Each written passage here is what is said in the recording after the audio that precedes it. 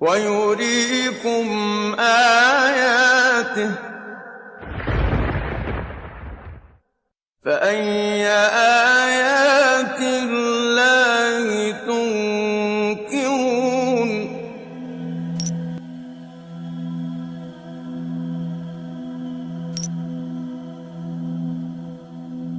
From any point in the world, the direction facing the Kaaba is called Qibla, and Muslims are expected to face Kaaba while performing Salah. For most of the people who don't know the wisdom behind the holy Kaaba, it seems like Muslims are worshipping this cubic black house. That's why many of them ask the question, why a Muslim should prostrate towards a rocky house like the Hindus who are worshipping idols. Now, what is the difference between Islam and other religions in this regard? In Islam, there's a rule that if someone does not know the direction of Qibla or he has no possibilities to verify it, then he can pray to any direction he thinks is correct. Because Allah subhanahu wa ta'ala says, وَلِلَّهِ الْمَشْرِقُ وَالْمَغْرِبُ وَلِلَّهِ الْمَشْرِقُ وَالْمَغْرِبُ فَأَيْنَمَا تُوَلُّوا فَثَمَّ وَجْهُ اللَّهِ إِنَّ اللَّهَ وَاسِعٌ عَلِيمٌ.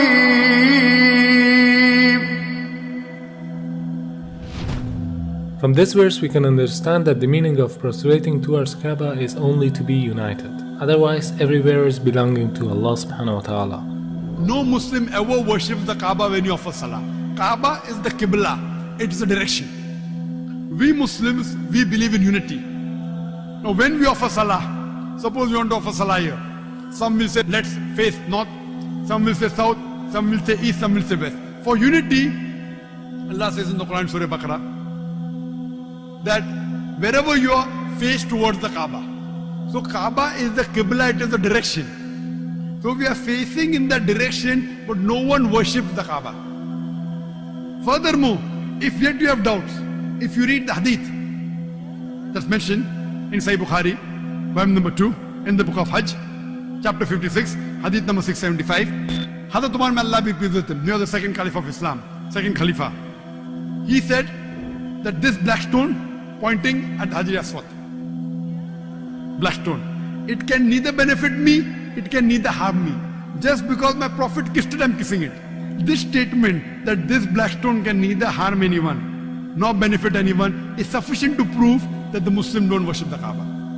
Furthermore, at the time of the Prophet, there were Sahabas, there were companions of the Prophet who stood on the Kaaba and gave the azan. No idol worshipper will ever stand on the Kaaba and give the azan. Proving that no Muslim ever worships the Kaaba, it's only the Qibla, it's a direction.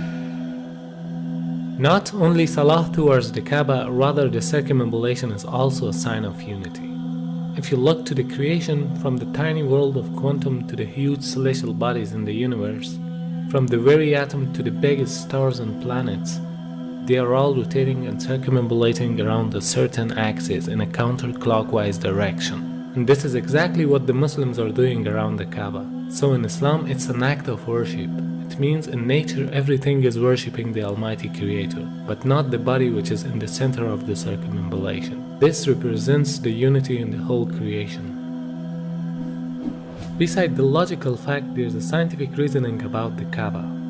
When a person puts his head on the ground towards the Kaaba, the harmful charges would be released out of his body in a perfect manner, and it causes the body to balance its energy system. To know how it works, first you should know about the concept of the golden ratio. The golden ratio is a proportion of a longer distance to a shorter one, which is equal to phi constant, 1.618. This ratio is also called a divine proportion because the Almighty Creator has used the very same proportion in a great number of events.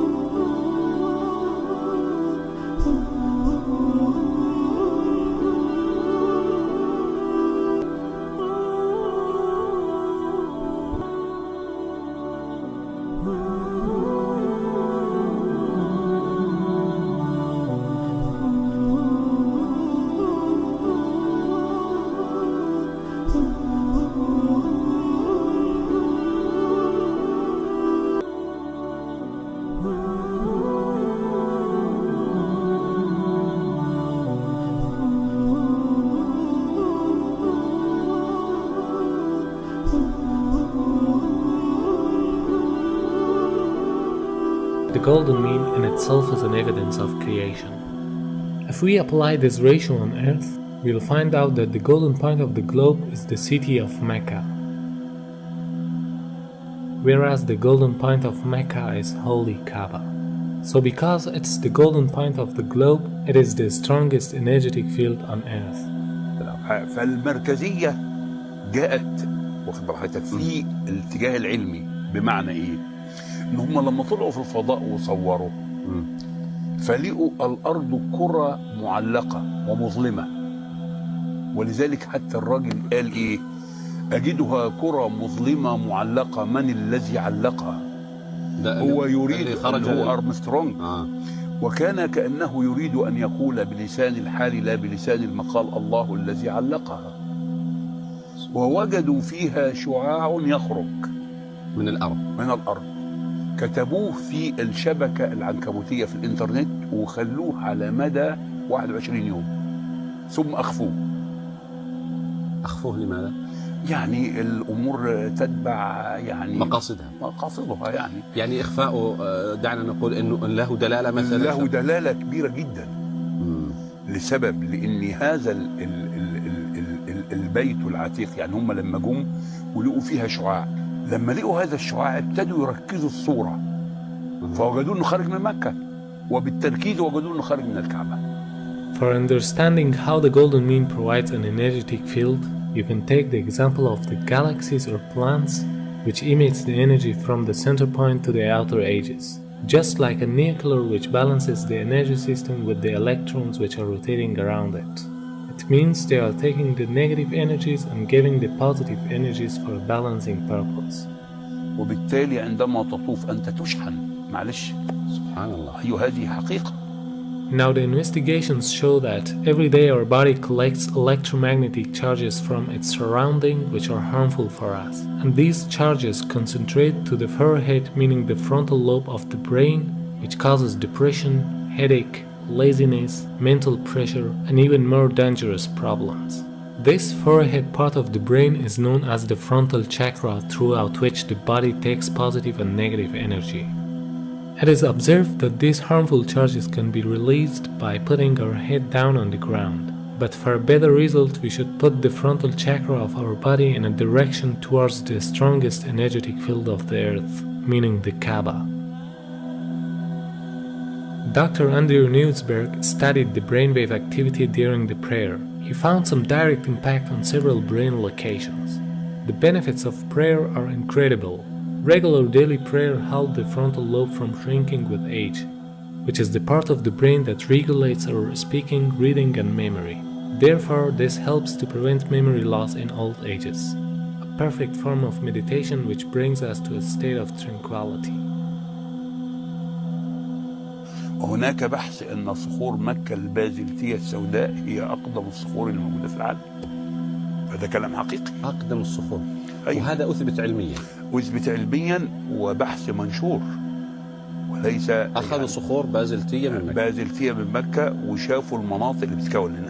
الأمر إنه المتحف البريطاني فيه 3 شرايح من الحجر الأسود، وقالوا هذا الحجر ليس من صخور المجموعة الشمسية. The latitude of the coordinates of Kaaba is 21 degrees and 25 minutes. The first verse that describes Kaaba is the verse 225. Could this mathematic harmony be a simple coincidence? The possibility of numbers depicted in the Quran with order number 114 rising until verse 286, which describe the Kaaba for the first time, has a chance of 1 in 100,000 for them to appear next to each other. Surah 2, verse 125. The part of the coordinates after the comma can be described in the form of minutes, as well as in ratios of percentages. In order to handle the upcoming objections, when we look at the coordinates of Kaaba by changing them to percentage ratios, we come across the following verse. Surah 2, verse 142. Hence, no matter how we look at it, there is a sign in the verses that point to Kaaba and this could only be possible with the wisdom of God.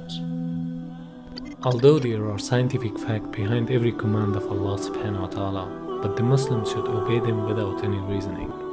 Because there is always a wisdom behind any order of the Creator that people cannot easily unlock the secret. But for us it is important to seek the satisfaction of our